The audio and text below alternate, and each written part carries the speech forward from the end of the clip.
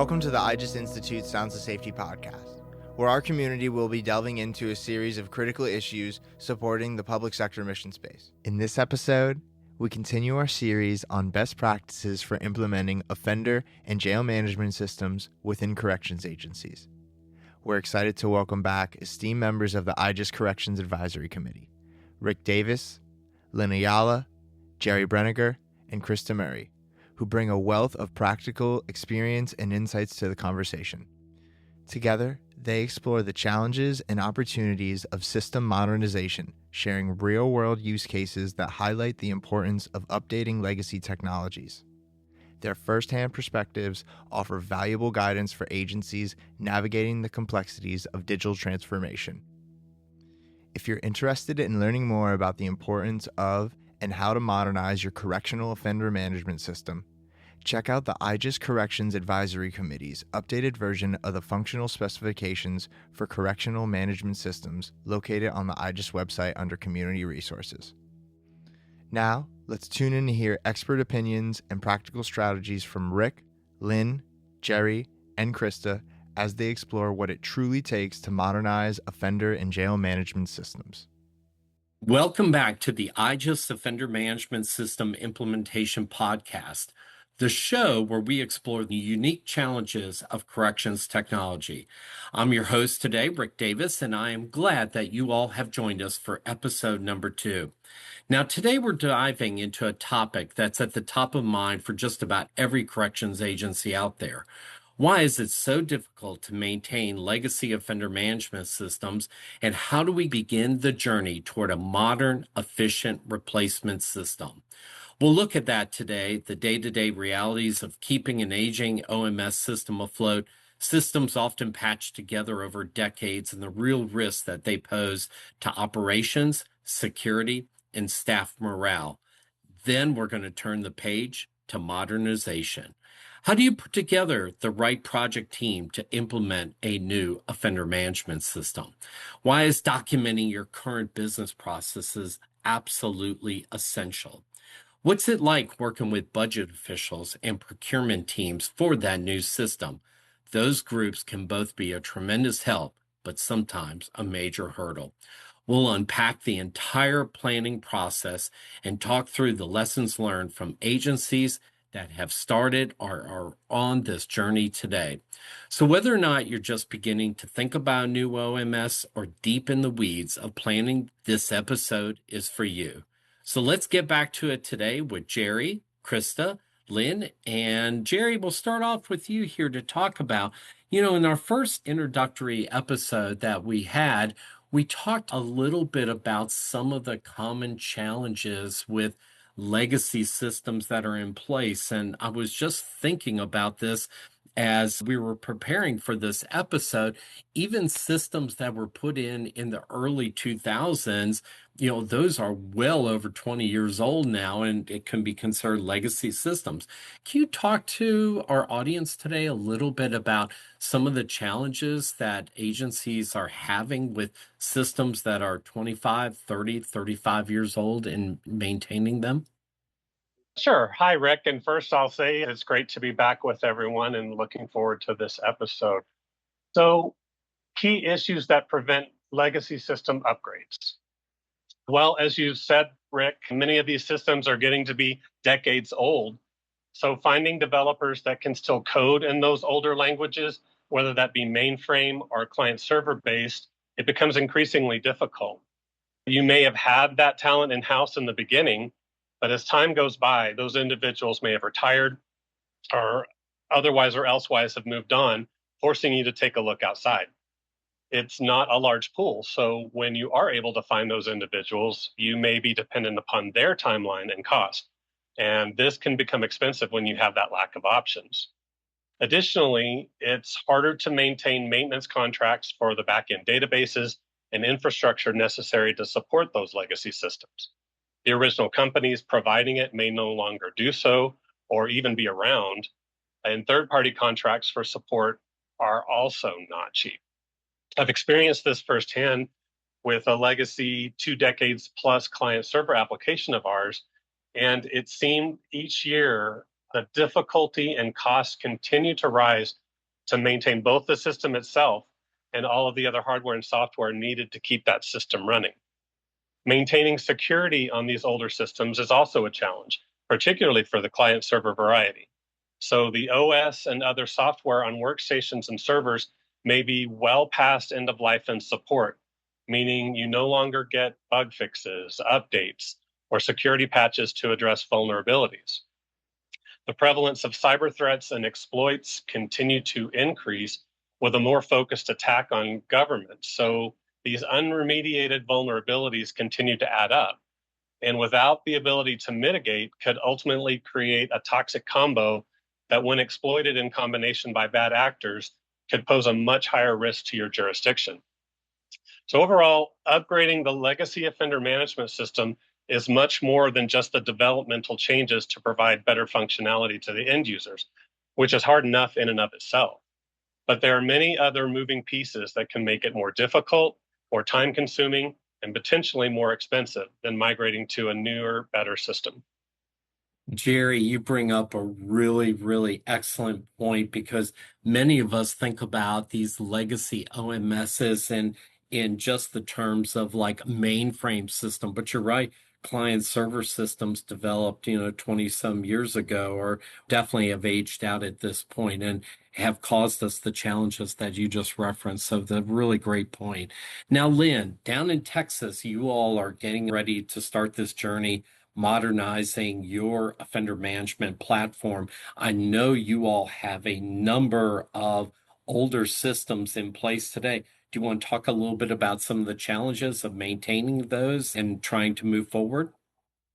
Sure. Thanks, Rick, and appreciate everybody. I appreciate the time this morning. It's good to be back with everyone again. As you mentioned, yes, Texas is large and has large problems. We recently, I guess within the last couple of years, have gotten off the mainframe and now are on a different platform. But some of the challenges with the legacy technology remain. I guess to back up a little bit, one of the challenges with modernizing your legacy systems is because, at least my experience is, we've always had competing priorities. After having been around for as long as I have, a lot of times the competition is between, do you provide security for the staff and facilities and physical technologies? Do you provide treatment services? And we have to do all of those things. It's like you're having to manage an entire city, really, if you will. It's like that. And those competing priorities, a lot of times, technology isn't the first thing on the list in the minds of the legislature. So we experience some of the same challenges I think that Jerry mentioned in terms of, I call it the aging out of our IT resources that were COBOL focused. And even some of our key business needs, of course, are retiring. And it's hard to get that kind of institutional knowledge to come in to be able to help figure out the best ways to modernize your applications. And I guess my experience has also been, I think of it sort of like an analogy when you're on an airplane, right? If they say we're starting to lose altitude, you put the mask on yourself first. I think of IT as the parent, right, that needs the mask with the oxygen before you put it on your child. But a lot of times the fear is, oh gosh, we have to take care of clients first, but we don't necessarily give enough resources and funding to the technology side of the house to be able to keep things going. We've gone past that, and now I think now there's a new approach and a recognition that IT is a partner with a business and not just something that you do as an afterthought. And that has not always been the case, but of course, I've been there for a long time, but it is now. And the technology itself is so much more available. And I think in ways, cost-effective ways that can meet business needs that we have that are going to help us address those issues going forward. Yeah, well said, Lynn. And I agree with you. If we're recruiting individuals to maintain these legacy systems, the younger generation, they certainly don't want to learn technology skills that were in place 25 or 30 years ago. So it's impossible to find and recruit those. So, Chrysta Murray, tell us, in Vermont, you're replacing a older legacy system. Any challenges in Vermont with maintaining that system? Yes, and I think most of them have already been mentioned. Our challenge is that we still have staff who mentioned the old system that we had 8 years ago. So with that, I recognize that the way in which our current system rolled out was not the right way that it should have been done. So we're focusing on recruitment and retention with our staffing challenges. And part of that is going to be getting those younger staff who want technology and don't want to be writing things in books. So we are reimagining our offender management system and looking at a corrections operations management system. So something that is all encompassing, that covers a lot of things, such as the things we have in our current offender management system, like DRs, incidents, property, but also expanding out to data analytics and our risk intervention services data. So we're trying to take all of our data and put it into one place to be able to pull that data out. And so we still have our legacy data from our old system, specifically around our PREA data.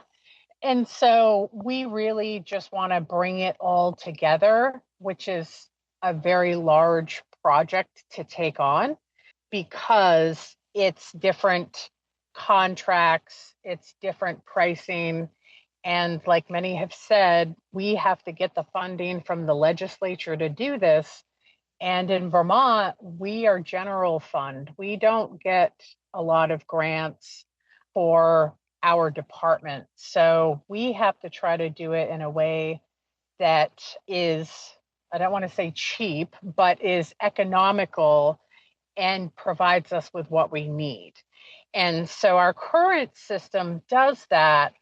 But in looking in the grand scheme of things and getting all of our data into one place, that is a challenge all in of its own. So we're trying to eliminate those data silos, put everything in where we can access all of it together.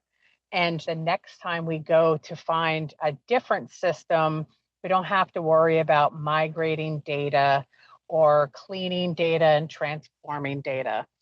Chrysta, you're right on the money, and those are all great reasons that we've got to move forward. So I think all of us today agree that maintaining a legacy offender management system is neither cost effective, provides the necessary functionality, or is supportive of public safety issues today. So with that, we pretty much have set the landscape for why we need to move forward with a new offender management system. So, Jerry, can you talk to us or walk us through what are the steps necessary to procure a new OMS? Sure. So I think just kind of starting at the 10,000-foot view, I think it's really important having a clear vision of where you want to go and why it's important to do so. What are the problems you're facing with the legacy system? How can technology and more specifically functionality in a newer system address those? Clearly communicating that vision is so extremely important to do early on. And it's directly tied to my second point, which is support from executive leadership. It's crucial to have those individuals at the executive level of your agency to believe in, support the work that you're doing, because they're the business leaders that oversee all those individuals that can either make or break the project. And like a river, that support runs downstream. So your documented vision, which in its final form actually becomes your business case, also directly leads you into you and your agency's leadership efforts in getting the appropriate funding to make that vision reality. Because ultimately, I think it's people that can be the biggest roadblock to modernization, not the technology.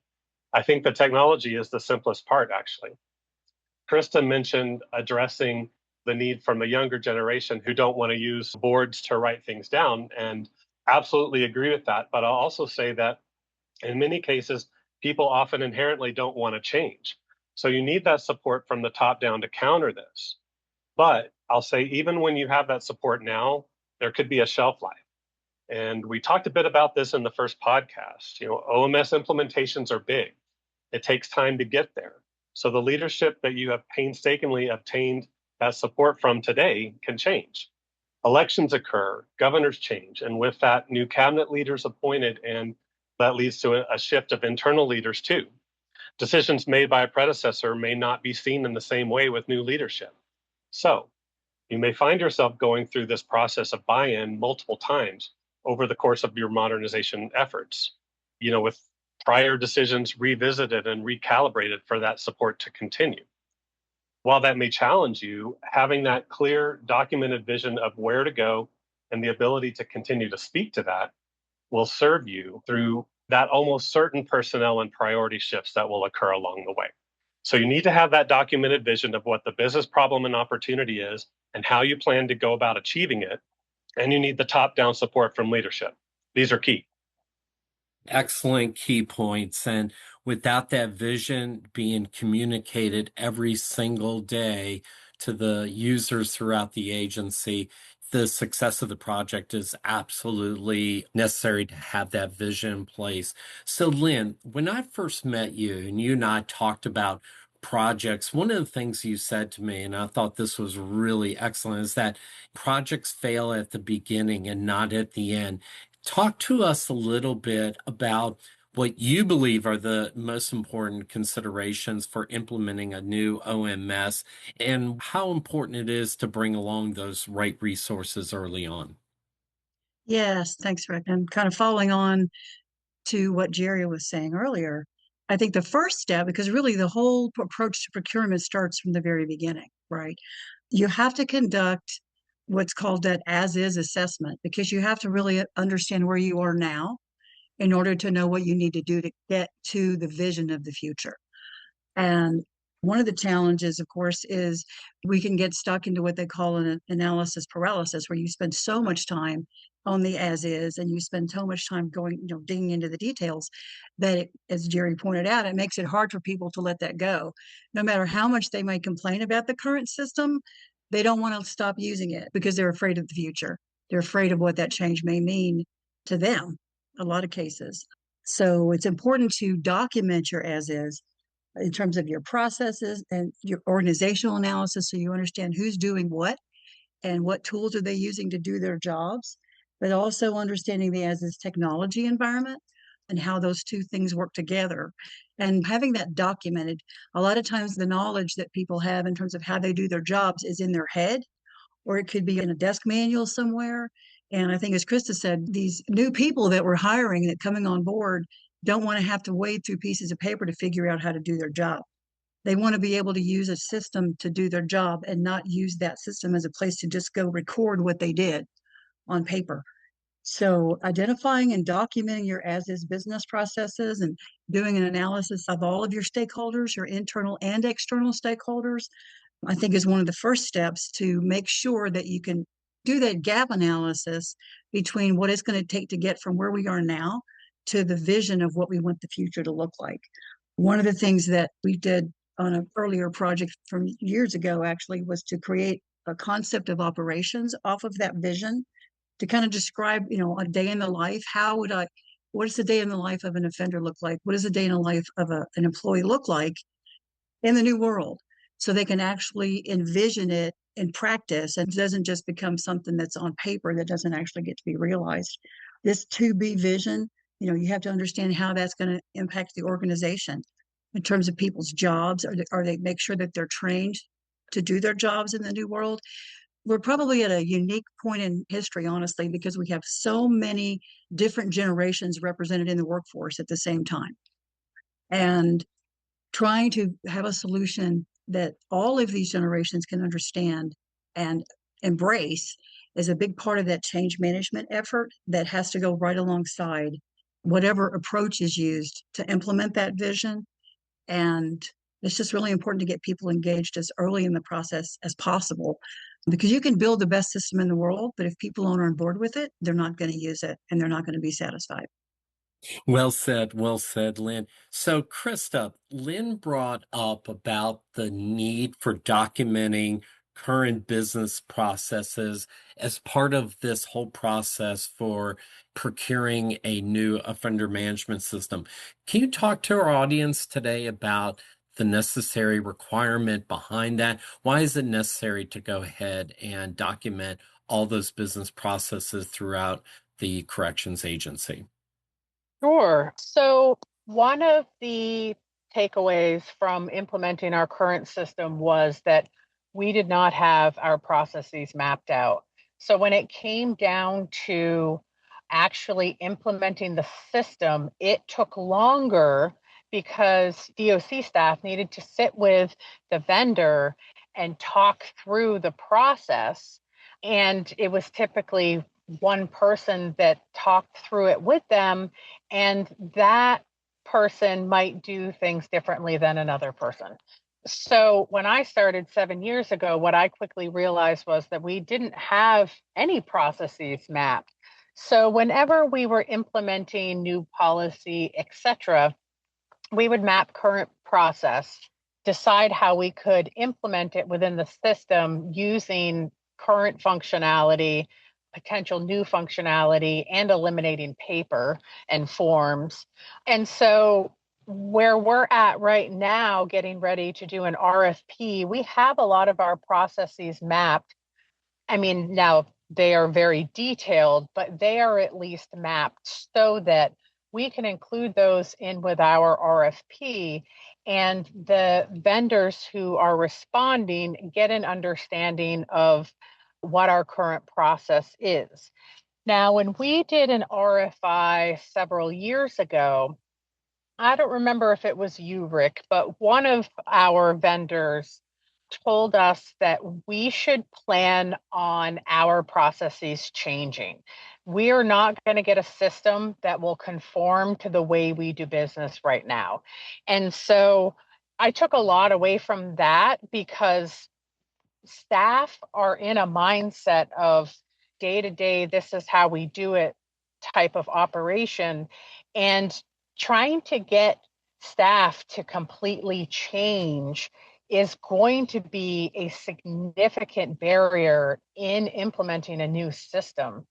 And so, mapping the processes, you can also identify business rules that you should also have within your RFP. Things as simple as when doing a transport from one facility to another, we can only have 5 people.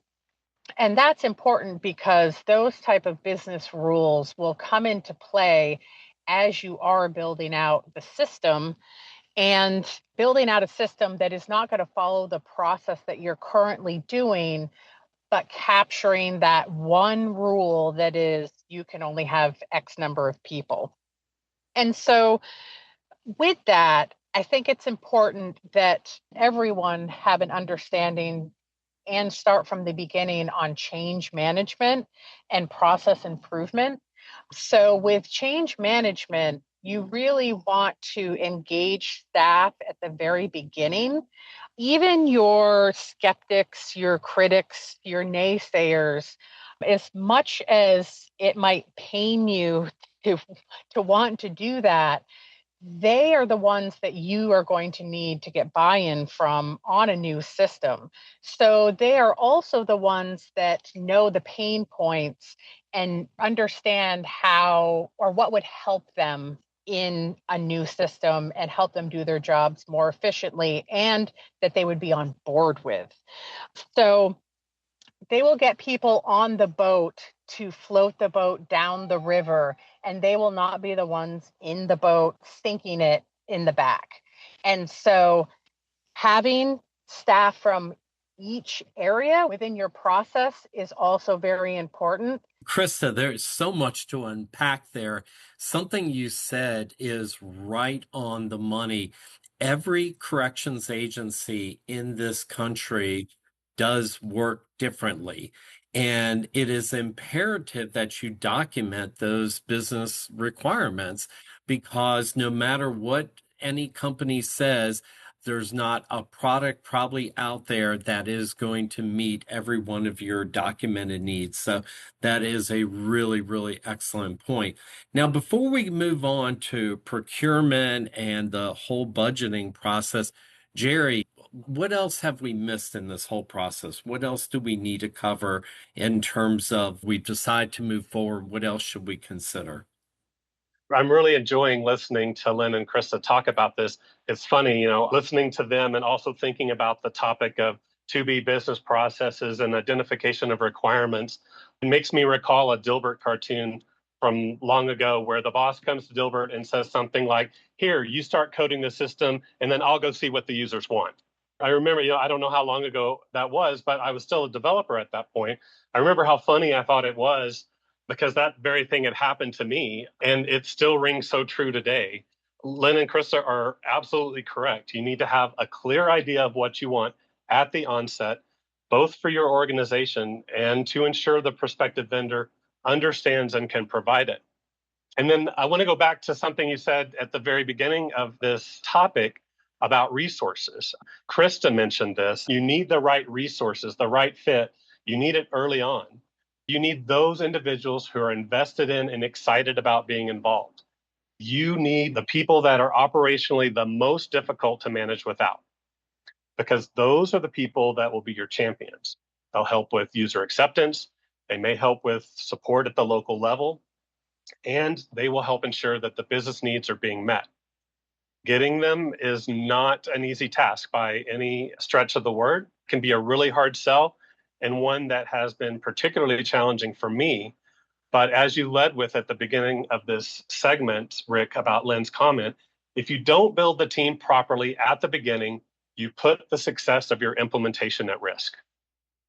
Well said. And moving on now to the legislative budget process and procurement, I think all the listeners that are tuning in to this podcast right now who've got a technology background will say that all of us were trained in technical skills of maintaining a technology system, enhancing it.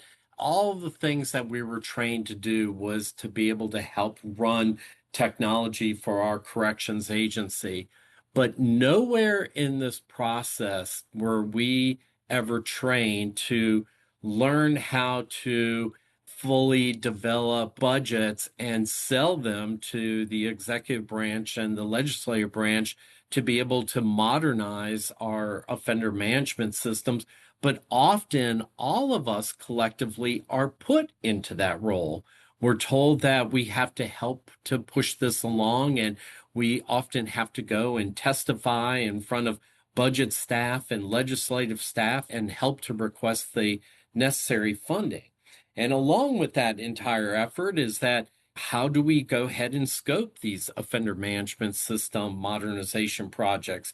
Do we ask for this as one large project? Do we ask for this in a multiple and a phased approach? Do we try to get quick wins so we can continue to get funding? This is a really, really significant topic for us to discuss. So, Lynn, not to pull on you first here, but y'all are just about ready to release a RFO in Texas, and you've had to go through this legislative process to request funding. Can you talk a little bit about what are some of the best practices to move funding requests along? Sure, yes. And this is actually my second go round, if you will, or actually third go round with the agency for a major information resources project. So a lot of times what impacts the approach to the funding is dictated by what's driving that change. Is it in times past, it was legislatively mandated? There are some times when it's mandated by some statewide initiative where they're trying to want state agencies to modernize their technology. So in those cases, the legislature's really already kind of bought into the prospect, and the focus is not on convincing them that you need it. The focus is on making sure that we've identified exactly what we need and the best approach for how to go about identifying the solutions and deploying those solutions in a meaningful way that's cost effective, in the most efficient way. In Texas, the legislature meets every 2 years. In the past, legislatures are reluctant to budget future projects that might take 5 or 6 years, 8 years down the road, right? Technology is moving so quickly and improving things so quickly that by the time you try to deploy something that you started 3 or 4 years ago, the technology has already moved on.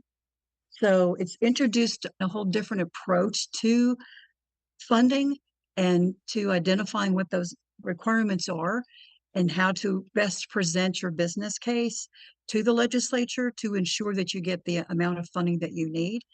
And it has to be a reasonable amount, right? At least in Texas. I say in Texas. There are other states maybe that are smaller. There are lots of states that are smaller that may not require as much funding. Some states that are larger in terms of their corrections agencies that may require some different funding. It depends on the type of structure, I think, as you mentioned. Are we going to do it in incremental deployments? Let's start with the end in mind and then move forward in terms of what we're going to request from the legislature in terms of how we approach the funding. And if we're going to go big bang, if you will, if we're going to do a single deployment, are we looking at potentially doing multiple deployments over a span of years? All those things can influence the type of procurement approach that you use. And we have to look at other factors like how much change can the agency absorb all at once? Are there other major technology initiatives that are in flight that would be in flight at the same time or that maybe are already in flight, which I think was something Chrysta had mentioned earlier too. Will there be contention for business and technical resources? Are we going to have to outsource? And so we need to make sure that we've allocated enough funding to provide the type of technical support that's required in order to actually implement the new solution. One of the things that we also need to take into consideration if we do approach it as an incremental implementations or deployments, if you will, we have to be careful that we don't inadvertently build half a bridge. We build the bridge to nowhere. It has to be very thoughtful and mindful in terms of how do you break up these deployments if you're going to do it in multiple phases so that each one, in the event there's no future funding, can stand on its own. And understanding what you need to integrate so that the new solution can interface with the systems that are not being replaced yet.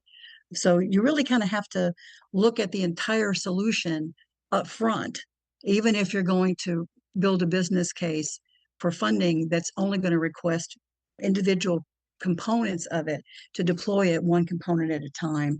Some of the other best practices is, as I think you mentioned this earlier, Rick, we need to involve the contracts and procurement team as early in the process as possible when you're building the business case. Your legal team, so making sure you can understand whether there are any constraints in terms of what that solution looks like. If your current environment is SQL, then you may not be looking for a solution that's Oracle. Maybe you will, maybe you won't. It just depends on if there are any technical constraints that could impact what solutions you're looking for. Or this may be the opportunity to go in a completely different direction. And those are things that need to be taken into consideration as early in the process as possible so that you've accounted for all of those things. Today's environment, there are so many possible solutions out there that didn't exist even 20 years ago. So there's a lot of opportunity to modernize and provide the kind of business solutions that we need that will align with our organization, because it's going to require change. I think, Chrysta, you mentioned this earlier, and you're exactly right. I think I said this earlier myself. People like to complain sometimes about their current environment, but they're reluctant to change. So the cost solutions, for example, that are available out there are going to all provide a lot of the same basic functionality. And when we're defining our requirements, we're looking at what we want the new system to do and not necessarily how we want the system to do it. But when we're looking at these various alternatives and looking to procure a replacement, we can focus as much on not just what they do, because most of them are going to provide similar functionality, but we're going to look at how they do it so that that can align with our agency and how we conduct our business.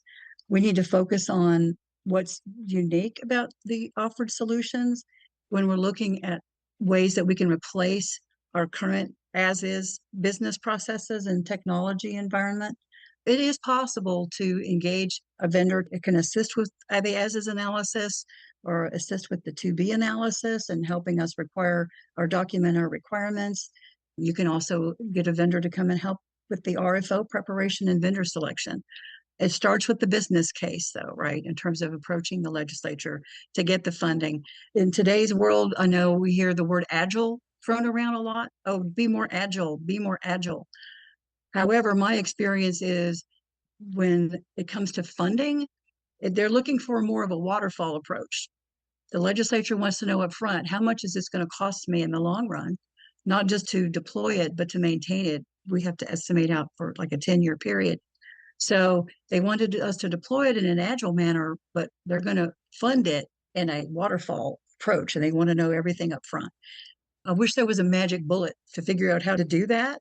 And we have to do best practices research and talk with our fellow agencies that have engaged or been involved in these types of efforts in the past and gather as much information as we can to make as an informed approach as we can to take to the legislature to try to secure the funding that we need. You know, Lynn, I think you nailed it with every budget developed in this country is a waterfall budget. It certainly was not made for an agile technology budget. So I think you're right on about that. So, Chrysta, in Vermont, how are you all going to be attacking this budget legislative process to be able to get the necessary funding to procure a new offender management system? Well, our approach is with our commissioner.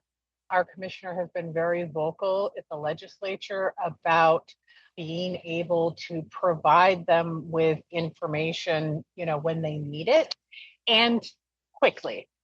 So he is very adamant on modernizing our department, which is one of our strategic initiatives. So getting a modern offender management system, we recognize that we are going to have funding to both keep our current system going and to implement a new system. And so that is challenging to try to explain to the legislature, who is looking out for their constituents, to ensure that the money that they're paying in taxes is well spent. So the commissioner has done a lot of work with our current committees for them to understand the challenges and the cost that it's going to take us to get to a new system. The unfortunate part about Vermont is that our legislators, our representatives, and our senators are 2-year terms, as well as our governor is a 2-year term. We've been lucky in that our governor has been with us at least 6 years, I believe. So he has experience, but when you're potentially getting new legislators every 2 years, and of course they're staggered, so every year you're at least getting some new legislators, that is challenging, trying to then turn around and get them on board with what you're trying to do. So our commissioner has a very big role to play in getting the funding that we need, but is also challenged with that turnaround with our legislature. Chrysta, you speak the honest truth. One of the things nobody ever wants to talk about is the fact that in corrections, while we're implementing a new system, we have to continue to maintain the current system. You need funding and resources to be able to do it, but then you also need the resources and the staffing to be able to put in a new system, which often costs a lot more money. So really good points there. So Jerry, you've been through this. You've been through this from the very start of requesting funding to put in a modern offender management system. What else would you suggest that states look at as part of best practices in working with the executive budget staff as well as the legislative folks? Yes, I'll back up just a bit, just to reiterate. We've talked about the importance of vision, how that leads to a solid business case, but you need to consider your overall approach to obtain funding. At this point in the process, you and your agency leadership understand the vision, but others, and particularly those legislative bodies that approve funding, may not. Lynn mentioned this, that to the legislature, often technology may not be a priority. And I'll also argue that that's often true for corrections in general. They may not initially agree that a new system is what's needed. They may think just modifying your current system is sufficient. And we've kind of talked about, some of the difficulties with that. Or perhaps more likely, they may be looking at combining efforts with other state agencies with some sort of enterprise system. So you'll have to convince them. Chrysta was mentioning the efforts of the commissioner in that support with the legislature. So again, another reason that executive support should be in place because they can assist in that legislative process. An initial approach I think you might consider may be to conduct an independent third-party assessment of your legacy system that would include future potential options and recommendations. And then you could submit that assessment along with your business case. I mention that because that is exactly what happened in my state. So just a bit of history. New Mexico had been a part of a multi-state consortium to work collectively on a shared offender management system across some different states. And that effort had been in process for a number of prior years, about a decade at least or so. But we had internally decided that to better and more responsibly meet the operational needs of the agency, that a commercial off-the-shelf system was needed. But because that process had been in place for so long and we had asked for funding for that over that decade-long process or timeframe, making the case to legislators that departing from that prior approach was necessary, it didn't happen overnight. So the first time we went in with our first business case to purchase a COT system, we did not receive any funding. So that delayed us a year while we regrouped to subsequently reframe the request and be better prepared the next time. Another consideration, and you brought this up at the beginning of this topic, Rick, but as many agencies may vie for that same outlay of funds that you are, you may want to consider a phased approach.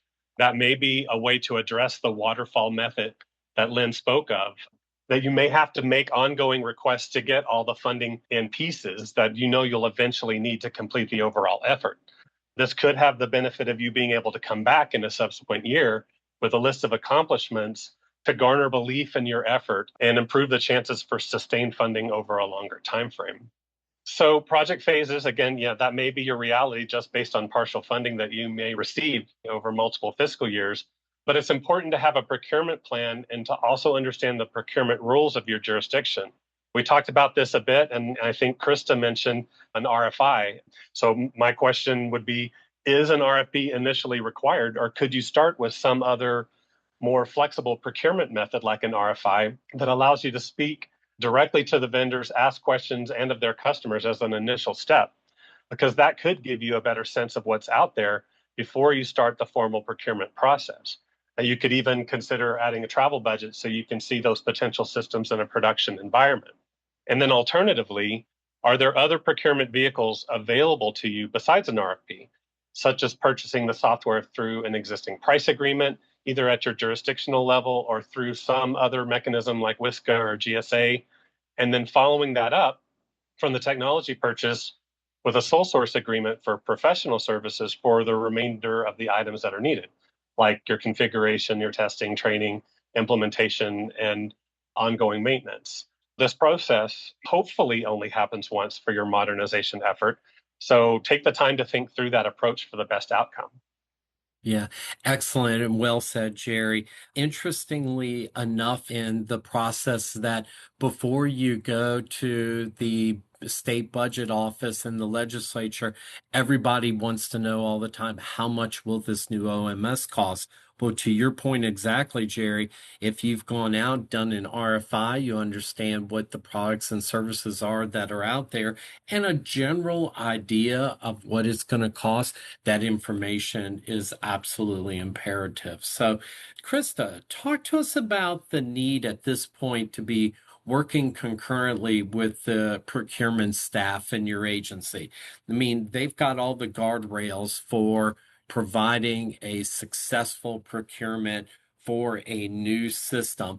I think many of us would say it can be a challenge at times working with procurement, but we all know that those who really do a great job in procurement ensure that you don't have challenges and protests and such. But talk to us a little bit about the need to bring in procurement early on.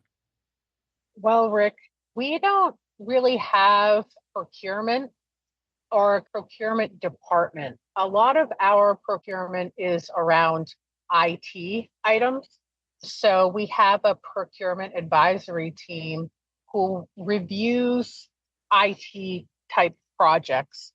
And we have requirements for projects that are over $1 million that our IT department needs to provide a project manager, an analyst that we have to pay for. And so our challenges are with the IT part of things, because in Vermont, IT is its own separate agency. And so what we do in our department is we are capable of writing requirements and doing those type of things. So we will generally do most of that and then get advisement from our IT staff to make sure that we have the security and things like multi-factor authentication and all of the things that our IT department is going to require. And so the challenge for us is basically the onboarding of individuals who do not understand corrections or our systems and how they operate. So what ends up happening is we have to spend a lot of time in training and really reviewing things. And so when we get back to kind of mapping those business processes, it is important, if you do have a procurement process where you do need to involve individuals who know nothing about the business and the services that are provided, to have those workflows and processes mapped to help bring them on board faster, to understand what you're trying to accomplish and what the outcome needs to be of the system that you are procuring. At this point, we're underway with the budget request. We're working with procurement. There's also something else we should consider as part of this offender management system implementation, is that this would be a great time to find a IVMV vendor to help ensure that we are getting the product and the services that are being contracted. So, Lynn, tell us a little bit about the criticality of IVMV and why it should be addressed this early in the process.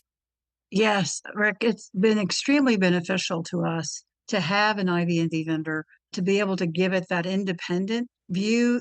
The primary support they provide is in the area of risk management. And my experience has been, we talk about risk management, and I'm talking about projects that I've been involved in the past. But once the project gets going, a lot of times it becomes sort of a paper exercise. Yeah, we documented our risks and we think these are great strategies for how we can mitigate it. But by the time we've fully understood ways that we could mitigate a risk, it's now an issue. So it's not a risk anymore. It's an issue. It's actually happened, and now we've got to address it. When you have that independent verification and validation vendor, they can not only evaluate the risks associated with the solution, with the vendor that's providing the solution, they can also help evaluate your staff and the way your processes, I say your staff, the way that the project processes are being performed, not just from the vendor's perspective, but also from the agency's perspective, and identify ways to help mitigate those risks so that they don't become issues down the road. And because they're independent, they really don't have, there's no skin in the game. They're not going to be providing it, looking at it just from the agency's perspective or from the vendor's perspective, but independently looking at it from the perspective of the solution itself and what's in the best interests of the project. And being able to rely on that independent perspective, it can be very important, particularly when you're providing updates to the legislature, when you're providing updates. In Texas, we have the Department of Information Resources and a quality assurance team that we have to report to, usually on a quarterly basis. And so being able to rely on this independent evaluation is extremely important in making sure that the project stays on track, that the right system is being built in the right way, and that issues are resolved quickly and that risks can be mitigated before they become issues. Excellent. So, Jerry, did you all use IVMV as part of your project in New Mexico? Yes, certainly. So in New Mexico, it actually isn't even a choice. So all legislatively funded projects are required to have IVNV. But even if that weren't the case, I would always plan and budget for it, particularly your OMS implementation, a project of this magnitude. I absolutely agree with Lynn. You need that outside perspective to help ensure quality both in the product and the process and your personnel. Independent review is really important because objectivity is so often difficult from the inside. One last question for the team today is that it seems like to me in a lot of procurements that we do in corrections today is that we've got a prime company that is responding to the solicitation, but they often cite a number of subs that are experts in particular fields that they are partnering with. Talk about some of the challenges in contracting with the prime with subs and maybe some best practices that folks around the country can think about as they undertake a procurement. So, Lynn, can you talk to us a little bit about that? Yes. Thanks, Rick. My experience has been that we have a prime vendor who has subcontracted for various other services that are a part of the overall solution. And it's been very important to be able to rely on that one prime vendor to be held accountable, if you will. The management of the contract, these contracts can become very complex, as you can imagine. And to be able to have that single point of contact, to be able to say, vendor X, you are responsible for making sure that all of these services, that everything is working as it's intended, that contract requirements are being met, is extremely important. Because what you don't want to find yourself in a situation where vendor X is providing the software, vendor B is providing the services to deploy the software, vendor C is doing the training. What you end up with is people pointing fingers and saying it wasn't me. Well, it's not my problem. Well, the problem is with so-and-so software. It's not with the network. And the vendor, as an agency, you need to be able to, as I said, to rely on that one prime vendor and understanding who they subcontract with, because they have to meet some of the same requirements, right? The subcontractors. We have historically underutilized business requirements, hub requirements in Texas. So they have to address those issues and those requirements as well. But we want to be able to go to the prime vendor and hold them accountable and responsible to make sure that what the agency is contracted for and what we're paying for is what we're getting. And it's easier, if you will, if that's even a word for this, to manage one contract as opposed to trying to have the resources to manage multiple contracts at the same time that have different terms and conditions potentially and different contractual and legal requirements. So my recommendation is, if possible, to use a prime vendor. Yeah, excellent recommendation. Chrysta, any final thoughts from you today on this episode that spanned everything from aging systems to trying to request budget money, working with procurement, IV&V requirements? This episode had everything in it today. I don't. I mean, Jerry and Lynn hit on every single item. I will just say that procurement is a challenging process and it's not one that is quick. So I think that you just have to practice patience and, Lynn said, document those risks and be ready for challenges that arise that you weren't exactly planning on. Yeah, we have to be flexible in this process, don't we, Chrysta? Great comments today and great thoughts, and so glad you joined us. And Jerry, I never got a chance to ask you about the whole prime versus sub issue. Any thoughts from you on that, and any thoughts to kind of wrap things up for us today? Sure. So I think there's some needs that you may have before executing the contract with the software vendor that may naturally lead you to separate certain tasks. You may want to bring someone in to help you navigate through the requirements gathering process and business process mapping. OCM, which should start at the beginning of your effort, is another prime candidate that you might want to separate.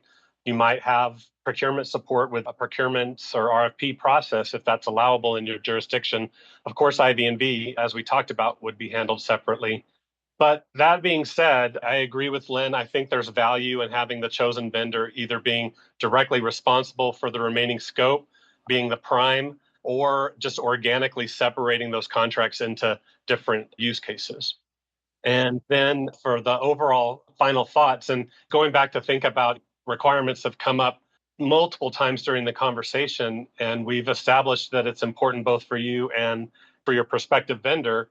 But I'll say that not all requirements are equally so. Lynn talked about underutilized requirements. And so I think final thought on that topic, it's important to prioritize that so that you can let your vendor know your thought process and what has to happen in the implementation versus a nice to have that could either be negotiated or provided at some point in the future. Mandatory versus optional values, very important to have. And then finally, I just do have a caution about requirements. We've established the importance. It's important to have that attention to detail, but be careful not to go so far down that road that it makes it difficult for a system or vendor to meet your needs.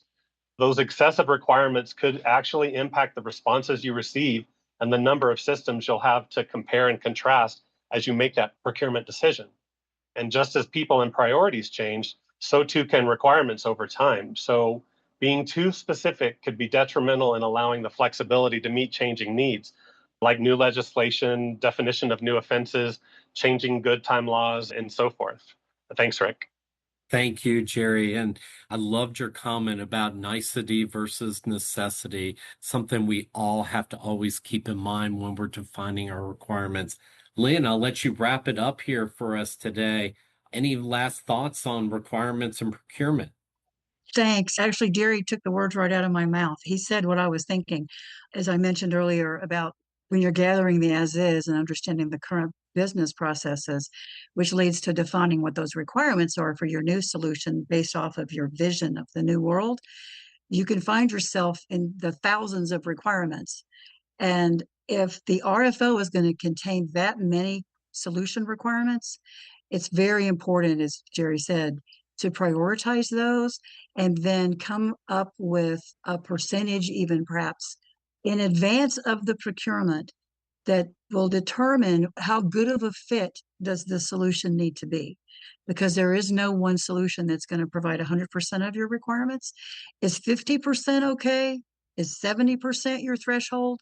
Again, focused on those mandatory requirements that you say the system has to have is going to be extremely important, I think. But you want to do that before the RFO itself is published so that you're prepared when you get those responses back and know how to evaluate the results when they come in. And then I also agree with Jerry that when I was speaking earlier about having a prime contractor, you would want to have a separate contractor, most likely for things like OCM, the organizational change management effort, although the prime vendor could provide that service. IV&V, of course, is a separate contract. So it's just a matter of finding the right fit and the right number of procurements and how you want to manage those and make sure you have enough internal resources to manage those contracts once they're in place. This has been a great conversation. I really appreciate the opportunity.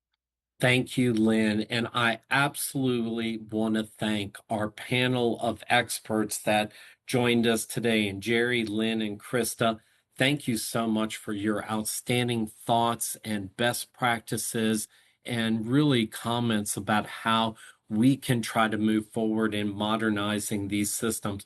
And I want to thank all of our listeners today as, listening and taking the time to listen to us explore the challenges of maintaining that legacy system that's in place today, but how do we take the key steps toward planning for modernization of our vendor management system? And as you heard today, planning is only just the beginning of this entire project effort. Now, in our next episode, we're going to dive into what a modern offender management implementation software actually looks like, from building a single offender record that spans incarceration and community corrections to integrating case management, vocational tracking, as well as automated risk assessments. We'll explore how configurable modules, mobile platforms, secure cloud infrastructure, and even AI are transforming the way correction agencies manage data and deliver those services. So tune in to podcast number 3, Implementing a Modern Offender Management System. You won't want to miss it. Thank you all again. Thank you for tuning in to today's episode of the Sounds of Safety podcast. Be sure to stay connected with the IJIS Institute on LinkedIn and X, and don't forget to subscribe on Apple Music, Spotify, or your preferred podcast platform to catch future episodes. From cybersecurity to artificial intelligence and deep dives into critical national data sharing initiatives, the Sounds of Safety podcast has you covered. Until next time.